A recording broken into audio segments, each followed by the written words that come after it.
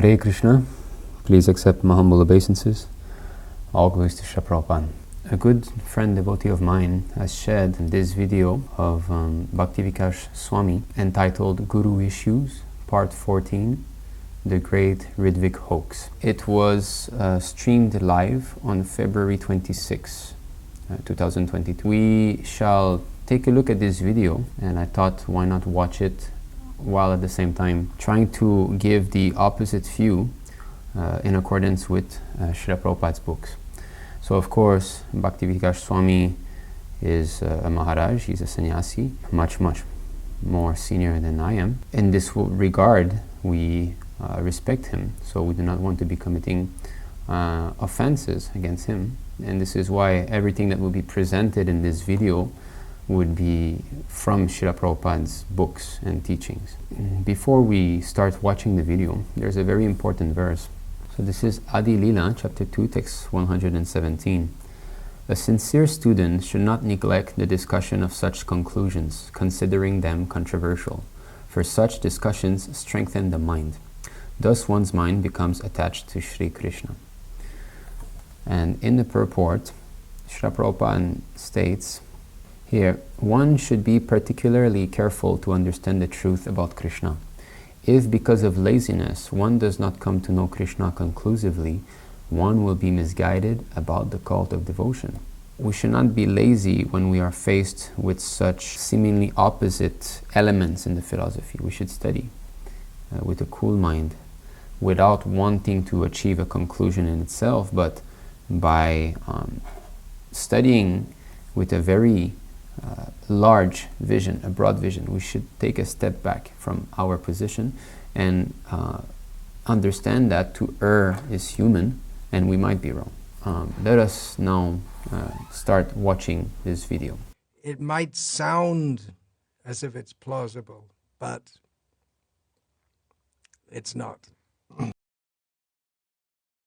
Okay, so here, of course, the title itself, so the Ritvik Theory, and then a speculative assault on the timeless Vedic wisdom. We can understand the stand already. So they take the Ritvik system of initiation as a theory only. First of all, the Ritvik system of initiation in itself, that should be more specified. This is why us in ISKM we have released a very important book, which is called the IA-77, so Initiation After 1977. So the Ritvik system was already there when Srila Prabhupada was present, because with the July 9th letter, Srila Prabhupada has completely given the authority to the 11 Ritvik representatives of the Acharya, the Ritviks, to give the name even. So Prabhupada had absolutely nothing to do directly. The Ritvik theory claims that the disciplic succession should have ended with Srila Prabhupada, that none of Srila Prabhupada's disciples should have become initiating gurus. Okay, now this is not true at all. First we must understand, okay, what is a disciplic succession? So here's a definition of guru paramparā, or disciplic succession, from the Mahā-bhāgavata. So transcendental knowledge which is received through the system of paramparā, beginning with Brahma, the creator, and which is embodied in the Shruti, is known as Amnaya, or the authorized sacred tradition. So you see here that transcendental knowledge which is received. So to receive transcendental knowledge is what constitutes disciplic succession. Okay. Now through the paramparā, that means that there should be only one conclusion, one sastric conclusion, and not receiving knowledge from what is outside the paramparā system, so from an apasampradaya or from mental speculation. Here in the letter, Srila Prabhupada says, I also thank you very much for your appreciation of my books and letters and for my speaking in the meetings. They are not my words, as I have repeatedly informed you that I am simply the bearer of the message from Lord Chaitanya through the disciplic succession, and I do not make any addition of subtraction. Similarly, if you all carry these words successively, then the transcendental paramparā system will be exactly maintained and people in general will be benefited. So if there are still sincere disciples of Srila Prabhupada that present the knowledge in its pure form, then the paramparā is maintained. So paramparā is this transfer of pure knowledge, not adulterated. So this can also be done by devotees who do not necessarily act as dīkṣā-gurus. Okay, let us see this letter here. It's a letter to Ketanananda, Los Angeles, 25th January 1969. So here it is said that another point is that disciplic succession does not mean one has to be directly a disciple of a particular person. So it's not that if I'm not a disciple of that person, I don't belong to the disciplic succession. It's whether we are accepting the disciplic conclusion.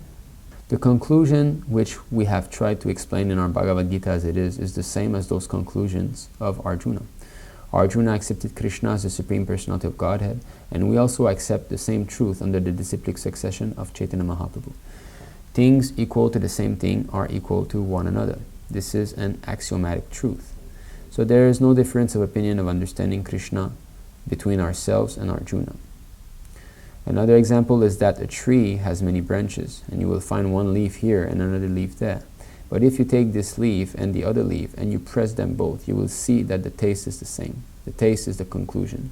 And from the taste you can understand that both leaves are from the same tree. So this example of Srila Prabhupada is very nice, because it is not that we have to trace the actual branch, Does that leaf belong to this branch exactly? No, that leaf is far away. Why?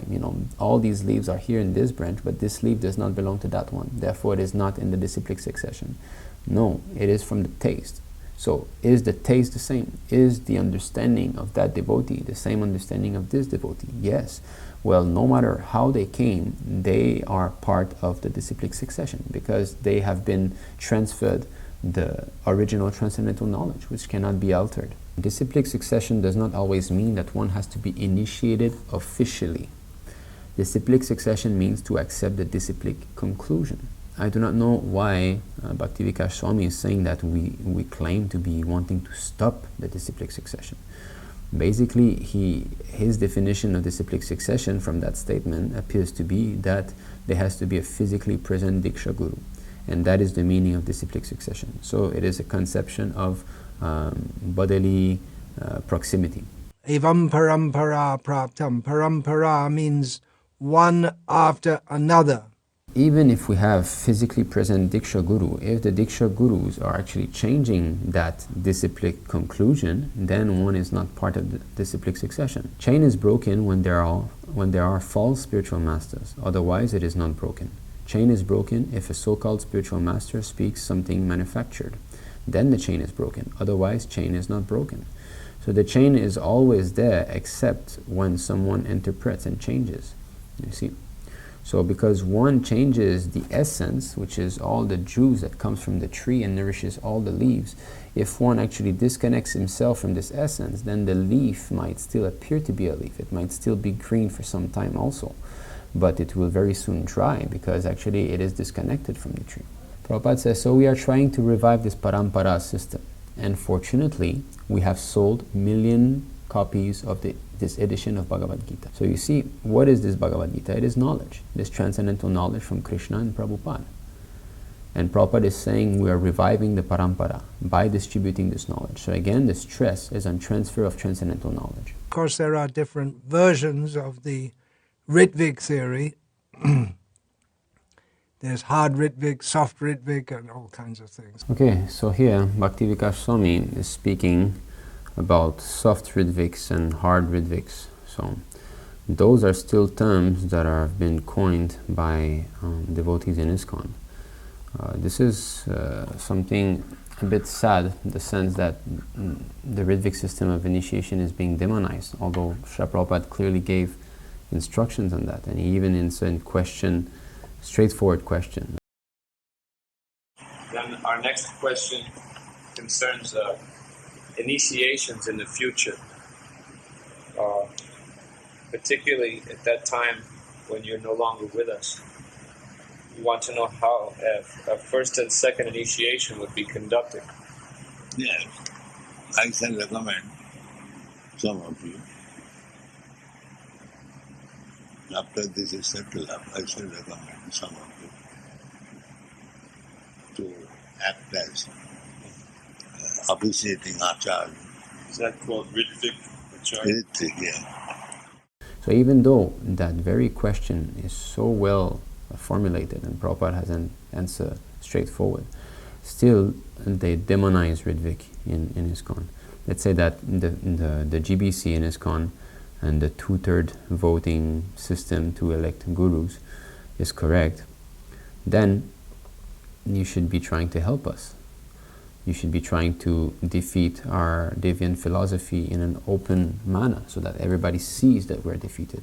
Because actually, if you are correct and you are empowered by Srila Prabhupada, then there would be no difficulty for you to defeat all of the devotees who follow the Ritvik system.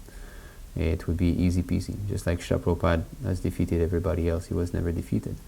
So if you're empowered by Srila Prabhupada, similarly you can also defeat everyone. So you should try to help us if we're actually deviants. This is a practice without precedent in Vedic tradition. Well, that should sound alarm bells, shouldn't it? Well, we have seen from Srila Prabhupada's previous quotes that we have shown concerning the paramparā that it is impossible to speak of all the different branches of the paramparā. Prabhupada just gave a few names in the introduction of Bhagavad Gita to let us know, the prominent acharyas in our specific branch of the disciplic succession. But just think about this. You see, Narada Muni has been existing since the beginning of this creation. So how many disciples has he made? So how many of these disciples have themselves become dīkṣā-guru and started to initiate?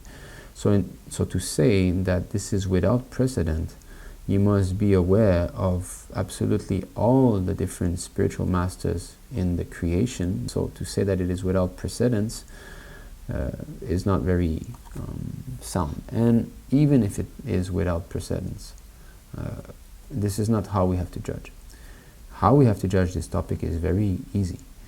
Did Prabhupada wanted this system to continue after his physical departure? That's all. If Prabhupada authorized it, it is according to Vedic tradition. Rather, the Vedic tradition is to accept a physically present spiritual master. This is a cornerstone of Vedic principles. It's just what's been done since time immemorial. So here the argument is that we do not accept a physical guru. That is wrong. This is exactly why Srila Prabhupada appointed Ritvik representative of the Acharya or officiating Acharyas, so that a physical guru be there. Now, there are many devotees who claim to be accepting the Ritvik system of initiation, but that miss this very, very important point. Now, of course, initiation, this we have to understand first of all also, because here Bhakti Vikas Swami is saying that there has to be a physically present guru to give you initiation. Okay, yes, Ritvik system is following this. The representative of the Acharya is physically present here, and he's giving initiation on behalf of Prabhupada. Now, what is that initiation? This is the main thing that is being misunderstood. So this is found in Madhya Lila, chapter 15, text 108, and it is from Śrīla Jiva Goswami's Bhakti Sandarbha, Anuchcheda 283. So, dīkṣā is the process by which one can awaken his transcendental knowledge and vanquish all reactions caused by sinful activity. A person expert in the study of the revealed scriptures knows this process as dīkṣā. It has to be the transcendental knowledge which is within the heart of the pure devotee being transferred to the disciple. So therefore, initiation is a process. It is the transfer of transcendental knowledge. That is initiation. So when we speak of process, there must be a beginning, there must be some steps, and there must be an end. And if one is not capable of giving the entire process, one cannot be said to be actually giving initiation. A beginning of initiation is actually when one starts to hear from the pure devotee. Just like Srila Prabhupada, it all started when he started to hear from Srila Bhaktisiddhanta Saraswati Thakur. He ordered Prabhupada that you are a young, educated man, why don't you go and preach this message in English to the West? So the link was there. Well, later on there was also formal initiation. But then it doesn't end there. The real essence of initiation is this transfer of transcendental knowledge, but there's also the formal side of it. This formality is also important. And here it is described. Even though born in a Brahmana family, one cannot engage in Vedic rituals without being initiated and having a sacred thread. Although born in a Brahmana family, one becomes a Brahmana after initiation and the sacred thread ceremony.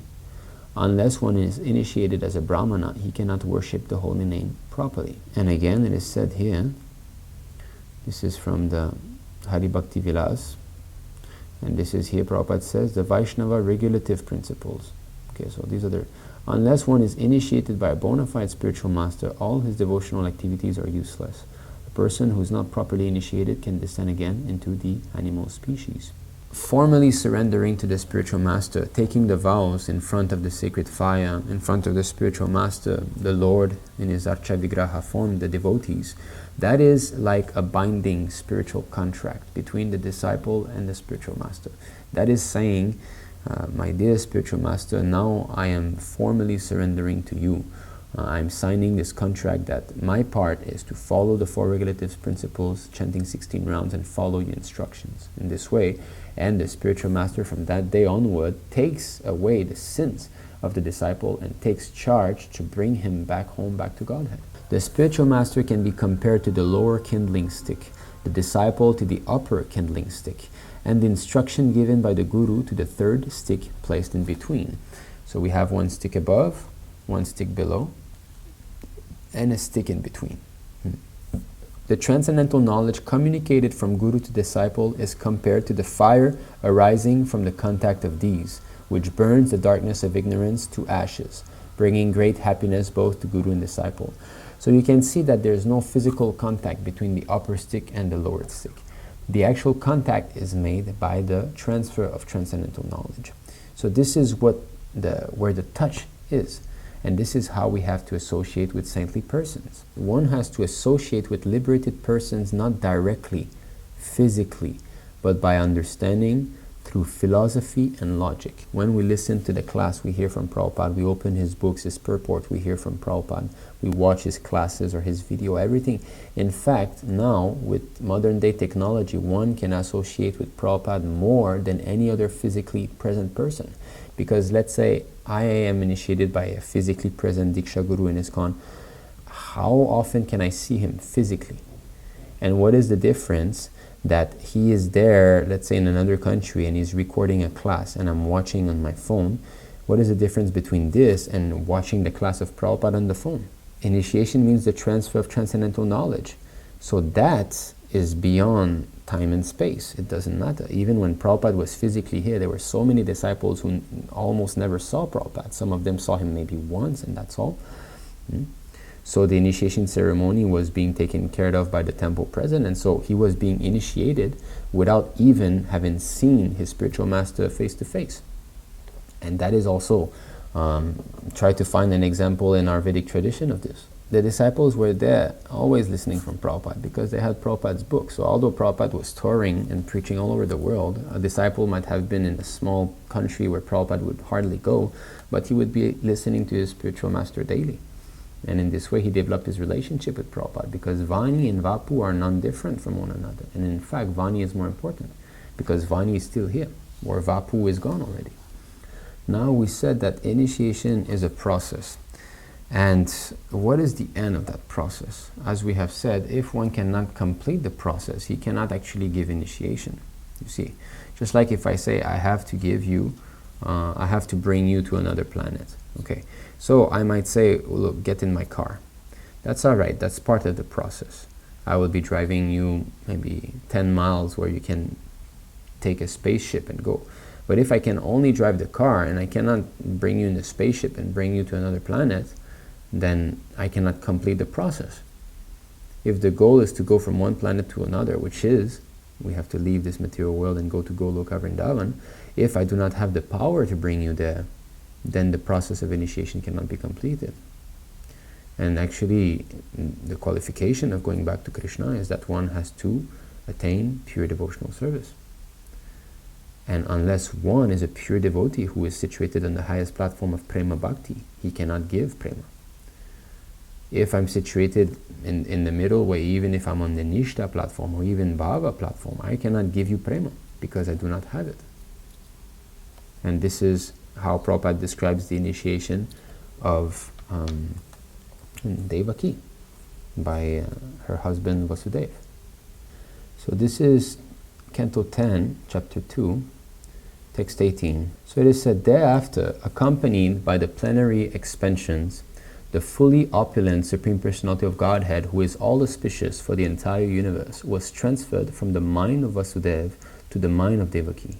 Devaki, having thus been initiated by Vasudeva, became beautiful by carrying Lord Krishna, the original consciousness for everyone, the cause of all causes, within the core of her heart, just as the east becomes beautiful by carrying the rising moon. As indicated here by the word manasta, the Supreme Personality of Godhead was transferred from the core of Vasudeva's mind or heart to the core of the heart of Devaki. We should note carefully that the Lord was transferred to Devaki not by the ordinary way for a human being, but by dīkṣā, initiation. Thus the importance of initiation is mentioned here. Unless one is initiated by the right person who always carries within his heart the Supreme Personality of Godhead, one cannot acquire the power to carry the Supreme Personality of Godhead within the core of one's own heart. There it is said. What is dīkṣā? The end of dīkṣā is when one will be carrying Krishna within his heart. So this is the song of Bhaktivedanta called Ohe Vaishnava Thakur. So in the 4th paragraph, it is said here, Krishna se tomara, Krishna dite paro, tomara shakatiyache. So what is the translation? Krishna is yours. You have the power to give him to me. I'm simply your servant running behind you shouting Krishna, Krishna. So the pure devotee has got Krishna. It is his possession, and he can give him to his disciple. And that is the end of the dīkṣā process. One thing which I might not get into in this series of talks about guru issues is the meaning of the word initiation, because it's used very broadly within ISKCON to cover all kinds of things. It's quite a complex topic. Here Bhakti Vikas Swami doesn't want to get too much into detail about dīkṣā. It is already very clear. It's the transfer of transcendental knowledge. It starts when one starts to hear from the spiritual master, and the end of it is when one attains prema bhakti. So that is the whole process of initiation. Now, Maharaj should be speaking about this, because that is, after all, if you're going to be using the word so much in your presentation, then people have to be understanding what it is. And we do accept that there has to be a physically present spiritual master. That is recognized. Prabhupada always say, why do we open so many temples? It's just to give the chance for people to associate with devotees. And why did he set up a temple president? And then GBC, you see, there are some authorities there. He was training his disciple to act as śikṣā-gurus. So the śikṣā-guru is the via medium between the Mahā-bhāgavata and the neophyte devotee. And the śikṣā-guru also should be respected, because he's a representative of the pure devotee. So here we have, Tirtharaj Das, so Shri Guru Tattva and the Secret of dīkṣā by Srila Bhaktisiddhanta Saraswati. So Rajan Babu is asking, isn't the Kanishta-adhikārī qualified to give initiation into the mantra? Srila Saraswati Prabhupada. Where is the Kanishta-adhikārī coming from? Who gave him adhikar? Kanishta-adhikārī can never become guru. So the adhikar, the authorization, the qualification is not there with the Kanishta-adhikārī, because nobody gave him authorization. No pure devotee can give a Kanishta-adhikārī the authorization to initiate, because he's not qualified. So he clearly says that a Kanishta-adhikārī can never become guru. And then Rajan Babu, can a Madhyama-adhikārī give dīkṣā? And Srila Saraswati Prabhupada, he can only perform the initial duties of dīkṣā.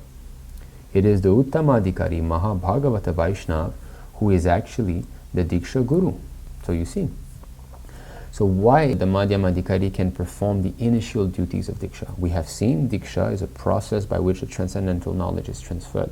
Therefore the Madhyama-adhikārī, as the via medium between the Uttama and the Kanishta, he is the right-hand man, and he's the expansion of the Uttama-adhikārī, saying that you do like this, you do like that, you don't eat outside, you don't watch movie, you be serious, you wake up early in the morning, you chant your rounds, and he shows by example.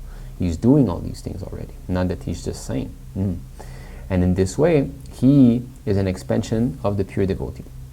But he is not on the level of a pure devotee. He doesn't have the realization that Krishna is within the heart of all living entities and that Krishna is all-pervading. He doesn't have the pure love of God. He's not situated on the prema platform. But that will be a matter of time. All four Vaishnava Sampradayas teach and practice the tradition of accepting initiation in an ongoing disciplic line. This hardly needs to be said, it would be thought, but surprisingly, some people have another idea. Okay, so Bhakti Vikas Swami is accusing us that in the four paramparā system, never there was this sort of Ritvik initiation. Okay, now has any of the paramparā system formed a group of people that are conditioned souls that will be voting in Mahā-bhāgavata? Is Narada Muni been elected by a 2/3 vote system? Has Ramanujacharya been elected by 2/3 vote? Madhvacharya, Vishnu Swami, Nimbarkacharya? You are saying that we are introducing something when at least we have the authorization by the pure devotee, which is here. All right, we cannot show any other example of this exact system in the paramparā system. That's a fact. But you also cannot show what you have here. And plus, you cannot even show that Prabhupada has ordered that. There's no place where Prabhupada said, yes, I would like you to form a GBC and elect the next guru by a 2/3 vote system. In fact, we find the exact opposite. In the later days of my Guru Maharaj, he was very disgusted. Actually, he left this world earlier. Otherwise, he would have continued to live for more years. Still, he requested his disciples to form a strong governing body for preaching the cult of Chaitanya Mahaprabhu. He never recommended anyone to be Acharya of the Gaudiya Math. So this is exactly the same thing that Prabhupada has made a GBC, and he never said that you are the next Acharya. But Sridhar Maharaj is responsible for disobeying this order of Guru Maharaj, and he and others who are already dead unnecessarily thought that there must be one Acharya. So similarly, you see, unnecessarily thought. So this was an artificial way of thinking that, oh, there has to be somebody else here physically present now in order to continue the paramparā system. That was the mindset of Sridhar Maharaj and others. But Prabhupada says that this was unnecessary. If Guru Maharaj could have seen someone who was qualified at that time to be Acharya, he would have mentioned. So similarly, if Prabhupada would have seen someone that was qualified, he would have spoken out. He would have said it, that now you're qualified, you become Acharya, you initiate. Because on the night before he passed away, he talked of so many things, but never mentioned an Acharya. His idea was talked of so many things, but never mentioned an Acharya. His idea was Acharya was not to be nominated amongst the governing body. I'll repeat that. His idea was Acharya was not to be nominated amongst the governing body. So Prabhupada is saying that Bhaktisiddhanta Sarasvati Thakur did not want this system. So we can understand that Prabhupada also did not want this system. He never authorized that system. Where is it said in Srila Prabhupada's instructions that the GBC should carry on 2/3 vote to see who can become a dīkṣā-guru in ISKCON? That is not found. That is the meaning of speculation. When one cannot find any instruction of the pure devotee related to one's ongoing activities, one can understand that he is situated in speculation. One reason why guru issues are difficult to come to grips with, because Vedic tradition is very broad, and there are various schools within that. Therefore, we have to follow a guru. So yes, Vedic traditions, Vedic scriptures are very voluminous. There's no doubt about this. And therefore, we have to accept a guru. That's a fact. And this is why we should not speculate by studying Vedas or analyzing the Vedic tradition without referring to the spiritual masters. Let me analyze Vedic tradition. I do not find a Ritvik system here. So how could Prabhupada do like this? No, that is not like that. We take the Acharya because we cannot understand the Vedic conclusion. Now, how the system has to be conducted in the present age, at the present moment. The Acharya is a representative of Krishna and is fully empowered to do this. 10.2.31. So here, O Lord who resemble the shining sun, you are always ready to fulfill the desire of your devotee, and therefore you are known as the desire tree, Vancha Kalpataru. When Acharyas completely take shelter under your lotus feet in order to cross the fierce ocean of nescience, or nescience, they leave behind on earth the method by which they cross. And because you are very merciful to your other devotees, you accept this method to help them. We should not try to double check Prabhupada with śastra. We should try to understand śastra through Prabhupada. Here we have it, from Bhagavad Gita, chapter 4, text 34. Just try to learn the truth by approaching a spiritual master. Inquire from him submissively and render service unto him. The self-realized souls can impart knowledge unto you because they have seen the truth. The word, therefore, they have seen the truth means tattva-darśī. And our Ritvik Theory proponents would say there is no tattva-darśī left in the world. So we have to take initiation from Srila Prabhupada. His Holiness Bhakti Vikas Swami has missed out is to give the definition of tattva-darśī. So, this is from Srimad Bhagavatam 5.15.4 in the purport. A real preacher cannot be bogus. He must first of all realize Lord Vishnu as he is, as confirmed in Bhagavad Gita 4.34. Upadekshanti te jnanam jnaninas tattva-darśīnah. So this is the verse quoted by Maharaj, and here Prabhupada says, one who has seen the truth can impart knowledge. The word tattva-darśī refers to one who has perfectly realized the Supreme Personality of Godhead.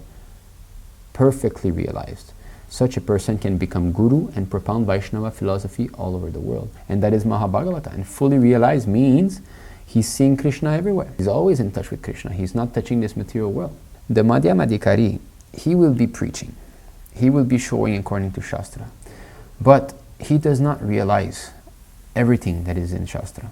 Ultimately, the realization of what all of this is belongs only to the Uttama-adhikārī. Because only Prabhupada really knows what Krishna consciousness is. One who is now the disciple is the next spiritual master. Now again, that is very vague. That is just one sentence out of a very important purport that we will go see actually. The definition of disciple has not been given. So this is the purport, 2943 purport. As Brahmaji received the knowledge directly from the Lord by satisfying him fully, similarly one has to receive transcendental knowledge from the spiritual master by satisfying him. The spiritual master's satisfaction is the means of assimilating transcendental knowledge. So if one can satisfy Prabhupada, which is very much possible, even though he's not physically here, he will be receiving this transcendental knowledge, which is the very fundamental definition of dīkṣā, initiation. Only unto one who has unflinching devotion to the Lord and to the spiritual master does transcendental knowledge become automatically revealed. Such relationship between the disciple and the spiritual master is eternal. I personally know someone who has taken initiation 3 times in ISKM. So when he took his first initiation, he was chanting, yes, my dear spiritual master, Janme Janme Prabhu se, you are my spiritual master life after life. When he fell down, okay, you are my spiritual master life after life. When that second fell down, okay, no, you are my spiritual master life after life. This is like the modern day marriage. It is prostitution. Plus acceptance of more than one dīkṣā-guru is not authorized by śastra. One who is now the disciple is the next spiritual master. And one cannot be a bona fide authorized spiritual master unless one has been strictly obedient to his spiritual master. So if the spiritual master has not authorized me to become guru, but still I take the authorization from a 2/3 vote, which my spiritual master was clearly against because it happened to his spiritual master, then how can I say to be obedient? And then here, Brahmaji as a disciple of the Supreme Lord received the real knowledge. Again, the stress is on receiving knowledge. And imparted it to his dear disciple Narada. And similarly, Narada, as spiritual master, handed over this knowledge to Vyasa and so on. So this handing of knowledge constitutes disciplic succession. We are not an independent source of transcendental knowledge. We are dependent. We act as a via medium, as Mahā-bhāgavata śikṣā-guru. The Uttama-adhikārī is the independent point in the sense that he has Krishna, he can give, he's fully independent. We are not. We have to link ourselves. In this way we can act as branches. You see, as a branch to the paramparā system. But the dīkṣā must come from the pure devotee. Therefore, the so-called formal spiritual master and disciple are not facsimiles of Brahma and Narada or Narada and Vyas. What is Prabhupada saying here? The formality, those who stress formality. Body here, body there, I do fire sacrifice. Body here, body there, I give a fire sacrifice. Body here, body there. They stress on this formal way of receiving initiation instead of stressing of the transfer of transcendental knowledge that Prabhupada is explaining over and over again in all his books. The relationship between Brahma and Narada is reality, while the so-called formality is the relation between the cheater and the cheated. If I stress only on formality, that you have to have a physical guru, but I do not speak about the quality of that guru, I do not speak about what real initiation is constituted of, that it is a transfer of transcendental knowledge and to realize Krishna, and I do not speak what is a bona fide disciple, then it is all simply a show. We're trying to separate truth from substance. As soon as you take the truth out of substance and you want to keep holding it as truth, that is cheating. It is clearly mentioned here that Narada is not only well-behaved, meek and obedient, but also self-controlled. One who is not self-controlled, specifically in sex life, can become neither a disciple nor a spiritual master. One must have disciplinary training in controlling speaking, anger, the tongue, the mind, the belly, and the genitals. One who has controlled the particular senses mentioned above is called a Goswami. Without becoming a Goswami, one can become neither a disciple nor a spiritual master. The so-called spiritual master without sense control is certainly the cheater, and the disciple of such a so-called spiritual master is the cheated. You see how high the standard of being a disciple is. One has to be a Goswami.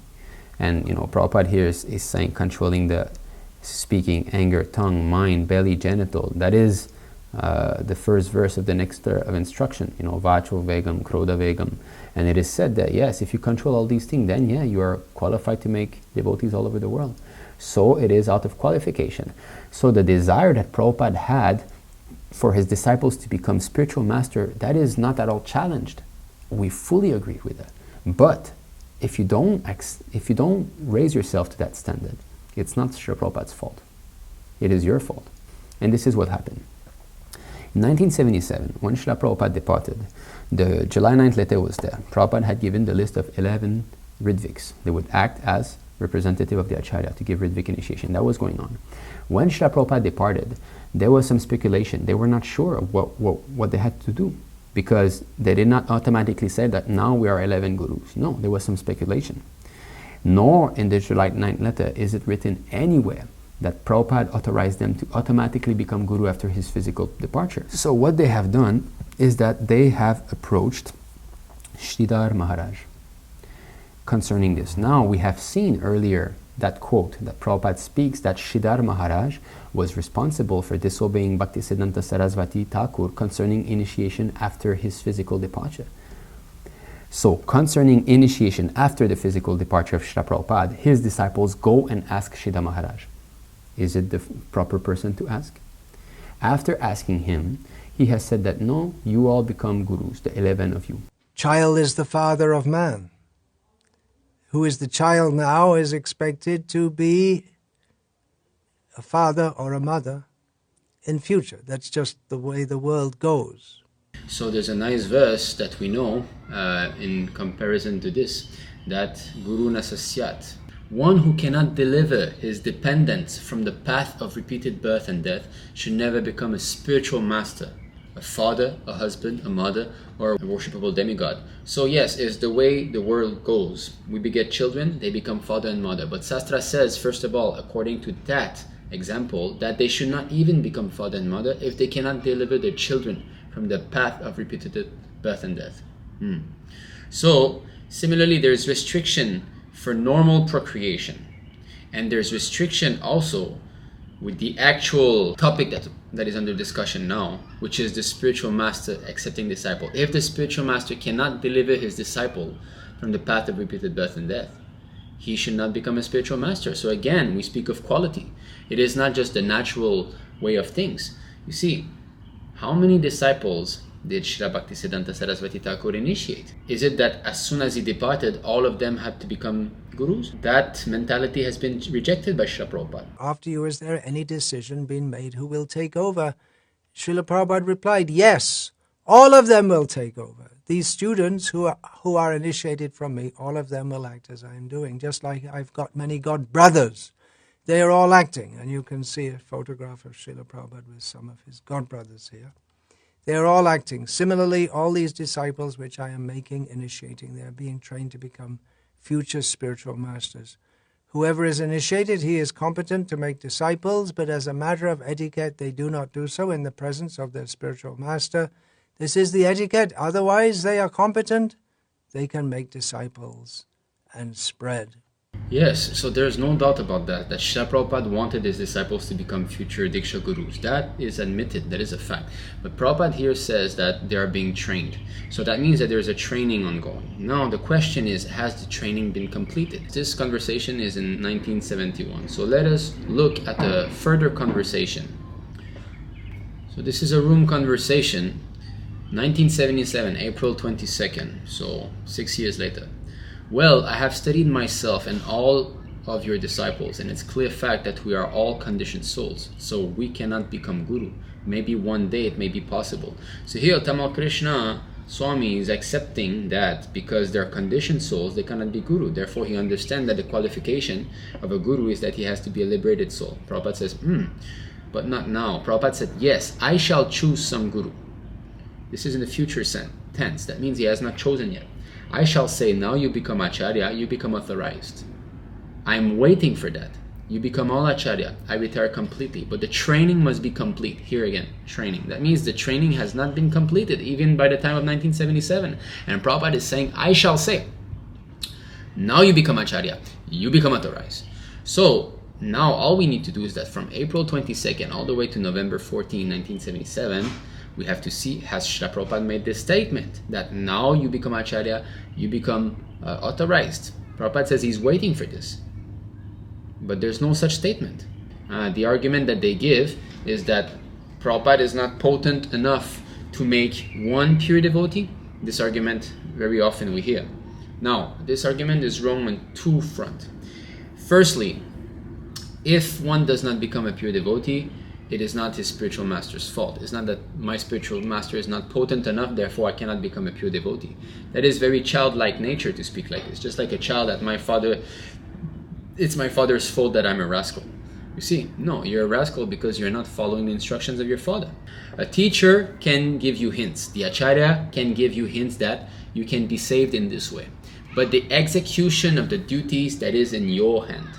If you perform the spiritual duties rightly, then you are saved. Otherwise, even acharya gives you instruction. If you don't follow, so how he can save you?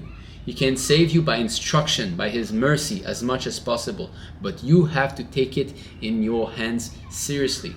This is very clear. It's up to us. It is the duty of the śikṣā-guru or dīkṣā-guru to instruct the disciple in the right way. And it depends on the disciple to execute the process. According to shastric injunctions, there is no difference between śikṣā-guru and dīkṣā-guru, and generally the śikṣā-guru later on becomes the dīkṣā-guru. So they always stress that guru must be present, must be physical guru. Yes, but why are you kicking out the śikṣā-guru as if he's not guru? So the link, the physical link, yes, it must be there, because it's stressed everywhere in Prabhupada books. Devotee association. Devotee association means I'm taking guidance from a senior disciple of Srila Prabhupada, from an elder god brother, from a śikṣā-guru. Okay, so this is from Vani from Bhaktivedanta Saraswati Thakur. A math surcharged with talk of Krishna's glories and service is none different from Vaikuntha. Thus, living in the math is just like living in a dham. Harikatha must be prominent in the math. There is no use in building a math simply to facilitate eating and sleeping. Matas should be built only to spread Harikatha. This will benefit us and others. Devotees who are fully dedicated to their spiritual master are the living souls, the living source. And we are to hear from such living sources so that we too can become dedicated devotees. People devoid and bereft of service to the spiritual master are dead even as they breathe. Do not associate with such non-devotees if you do not want to harm your spiritual progress. So here it is said that the living source we also accept. But of course, that is, all these very offensive words that are used to say posthumous Ritvik Theory. Posthumous is a degraded word full of ignorance, saying that someone is dead and gone and never coming back, and they use this word to describe Srila Prabhupada. That is very mean, it is very degraded. So Bhaktisiddhanta Saraswati says that the living source and the devotee who is physically there is the one who's fully dedicated to his spiritual master. In other words, yes, you must approach physical guru. That is a fact. And that is śikṣā-guru with the Ritvik system of initiation. Every student is expected to become an acharya. Acharya means one who knows the scriptural injunctions and follows them practically in life and teaches them to his disciples. This is Srila Prabhupada's paraphrasing of a verse from Shastra which he's quoted several times and which I've quoted several times in this series of talks. Keep trained up very rigidly and then you are a bona fide guru and you can accept disciples on the same principle. I want to see my disciples become bona fide spiritual masters and spread Krishna consciousness very widely. That will make me and Krishna very happy. A desire of the spiritual master doesn't equal his order. Just like a father. The father's desire, the father flies airplane, and he wants his son to fly airplane. I want you to become a pilot. I want you to become a pilot. That is the desire. It is not that now you go and fly a plane, because the child is not ready yet. If he does so, he will endanger his life and the life of the passengers. If he crashes, he's dead and everybody else. Therefore, he will never give the order to the unready child to go and fly planes. The training has to be completed. That is simple logic. Prabhupada says, so far designation is concerned, the spiritual master authorizes every one of his disciples, but it is up to the disciple to carry out the order, able to carry out or not. It is not that spiritual master is partial. He designates one and rejects other. He may do that if the other is not qualified. This is an important point. Prabhupada's mercy is equally distributed. Now, if he rejects someone and says that person is qualified, that person is not, that is not that he's partial, it's because the other is not qualified. He can do that, but actually his intention is not like that. He wants that each and every one of his disciples become as powerful as he is or more than that. That is his desire. Just like father wants every son to be as qualified or more qualified than the father. But it is up to the student or to the son to raise himself to that standard. So this is the first flaw by saying that Prabhupada cannot create a pure devotee. You're saying, oh, Prabhupada cannot create a pure devotee. That means you're minimizing Prabhupada's potency. That is the first flaw. The second flaw, which is very, very important, is that they actually think that Prabhupada is not preaching anymore. Within his time lapse of preaching, he has not made a pure devotee. Now, that is a material concept, because we learn from Shastra that Vani and Vapu are the same. Krishna and his representative are the same. Similarly, the spiritual master can be present wherever the disciple wants. A spiritual master is the principle, not the body. Just like a television can be seen in thousands of places by the principle of a relay monitoring. So Srila Prabhupada's murti is here in the temple. His books are there. We can hear him. We can read him. We can hear his classes. We can see him.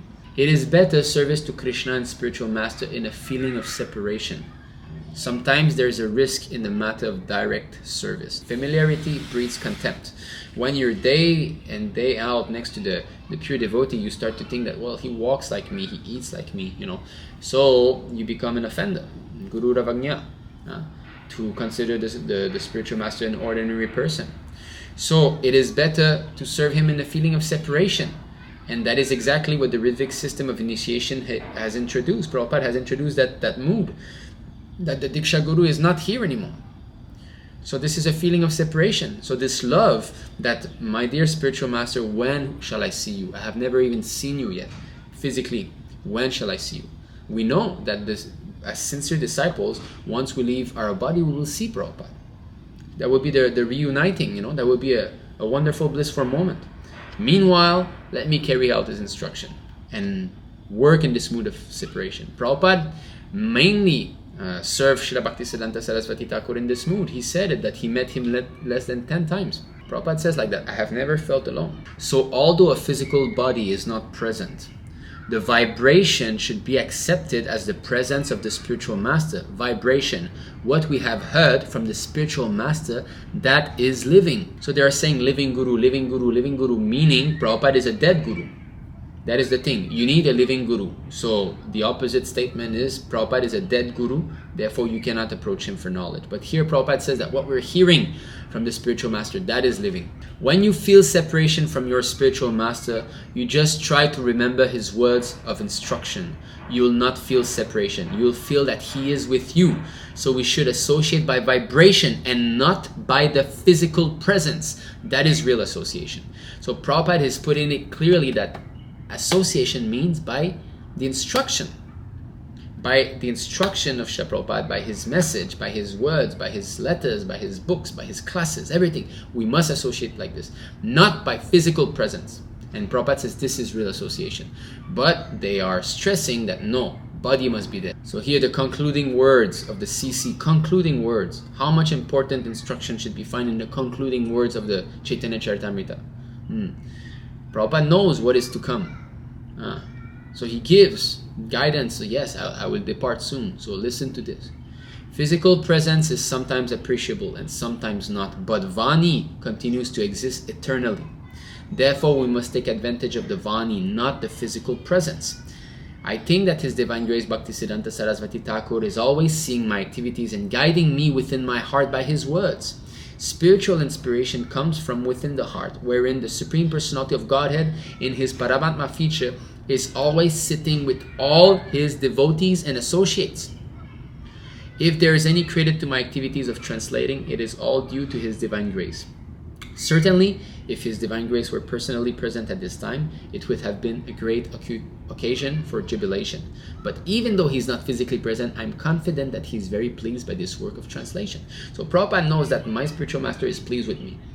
And by pleasing him, I'm pleasing Krishna. And here he's saying that the Lord is here with all His eternal associates. So Prabhupada is also within our heart, so He can guide us. So it is not that Prabhupada is no longer here and He cannot communicate with him. He can come. He comes in so many devotees' dreams and He guides them. He gives them direction as to what to do, or He gives inspiration with the Paramatma in the heart. So Vani is the real association, not Vapu. This is a very important point. Srila Prabhupada was completely consistent in his statements about his vision for the continuation of the disciplic succession after his departure. Very important point. So yes, it is a fact that Srila Prabhupada was completely consistent in his statements about his vision for the continuation of the disciplic succession after his departure. It is a fact. Let's take a look at this. On the whole, you may know that he is not a liberated person. Therefore, he cannot initiate any person to Krishna consciousness. It requires special spiritual benediction from higher authorities. So if you're not a liberated person, if you're not Brahma Bhuta, pure devotee, you cannot initiate anyone. In the Padma Purana, the characteristic of the Guru, the bona fide spiritual master, have been described. The Guru must be situated on the topmost platform of devotional service. There are 3 classes of devotees, and the Guru must be accepted from the topmost class. When one has attained the topmost position of Mahā-bhāgavata, he is to be accepted as a Guru and worshipped exactly like Hari, the personality of Godhead. Only such a person is eligible to occupy the post of a Guru. Only such a person is eligible to occupy the post of a Guru. So only the Uttama-adhikārī Mahā-bhāgavata, not Madhyama-adhikārī, not Kanishta-adhikārī. So this is definitely there in all of Srila Prabhupada's instructions. Sometimes they quote like this. They go to Nectar of Instruction, Mantra 5 in the purport, and they say, here Prabhupada says, also can initiate. Let's go take a look. In this verse, Srila Rupa Goswami advises the devotee to be intelligent enough to distinguish between the Kanishta-adhikārī, Madhyama-adhikārī, and Uttama-adhikārī. That is very, very important, because we must accept dīkṣā only from the Uttama-adhikārī. So if you're not intelligent to distinguish, that is your fault. The devotee should also know his own position and should not try to imitate a devotee situated on a higher platform. If I become Guru and I'm not Uttama-adhikārī, I'm imitating. I'm acting as the Mahā-bhāgavata, and that is very bad. Or if I'm a Kanishta-adhikārī and I'm starting to preach, that is also wrong, because the Kanishta-adhikārī should not preach, because he does not know the conclusion of the śastra. He's imitating the Madhyama-adhikārī. That is wrong. Srila Bhaktivedanta Thakur has given some practical hints to the effect that an Uttama-adhikārī Vaishnava can be recognized by his ability to convert many fallen souls to Vaishnavism. Srila Prabhupada has converted so many fallen souls to Vaishnavism, and he is still doing it through his books. That is the potency of a pure devotee. One should not become a spiritual master unless he has attained the platform of Uttama-adhikārī. But they're not showing this consistency. They're trying to push forward another consistency that the body has to be there. The disciple automatically becomes spiritual master. Where is this? A neophyte Vaishnava or a Vaishnava situated on an intermediate platform can also accept disciples. All right? But such disciples must be on the same platform, and it should be understood that they cannot advance very well toward the ultimate goal of life under his insufficient guidance. What does that mean? Bluntly put, they don't go back to Godhead. They cannot, because the dīkṣā-guru is here, and the devotee, the disciple, cannot cross over that.